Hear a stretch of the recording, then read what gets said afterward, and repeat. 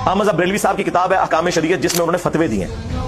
ان سے پوچھا گیا کہ وہابیوں کا جو ذبیحہ ہے، یعنی اگر کوئی وہابی، اور اعلیٰ حضرت وہابی کہتے ہیں دیوبند اور اہل حدیث کو، اگر کوئی اللہ کا نام لے کر ذبیحہ کرے تو وہ حلال ہے یا حرام؟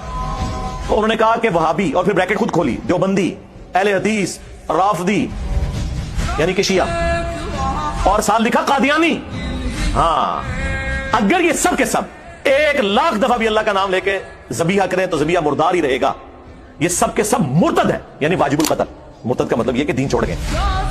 البتہ یہود و نصارہ کا ذبیحہ حلال ہے، یعنی یہود و نصارہ ان کے نزدیک دیوبندی، اہل حدیث اور شیعہ سے بہتر ہے، اور قادیانیوں کی صف میں لا کے ان کو کھڑا کیا ہے، ان سارے فرقوں کو۔ پھر ملفوظات اعلیٰ حضرت جو ان کے اپنے بیٹے نے جمع کی، اور اس کا جو پہلا حصہ ہے وہ اعلیٰ حضرت نے خود پڑھا ہوا ہے، اس کی پروف ریڈنگ کی ہے، اور اینڈ پہ انہوں نے باقاعدہ اس کی شان میں اشعار بھی لکھے ہیں کہ میرے بیٹے نے یہ جمع کیا اور بڑا اچھا کام کیا۔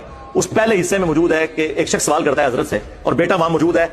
اب بیٹے کو یہ تربیت دی جا رہی ہے، اور بیٹا کون ہے؟ وہ جس نے نعت لکھی ہے تو شمع رسالت ہے عالم تیرا پروانہ، مصطفیٰ رضا خان نوری۔ 1981 میں ان کی ڈیتھ ہوئی، جنہیں مفتی اعظم انڈیا کہا جاتا تھا۔ یہ مفتی اعظم انڈیا کی تربیت ان کے ابا جی یہ کر رہے ہیں کہ پاس بیٹھے ہوئے، اور اعلیٰ حضرت سے ایک بندہ سوال پوچھتا ہے کہ بتائیں کہ وہابیوں کے پیچھے نماز پڑھ لیں جب جماعت ہو رہی ہو یا الگ پڑھیں؟ تو انہوں نے کہا وہابیوں کی نہ نماز ہے نہ جماعت ہے۔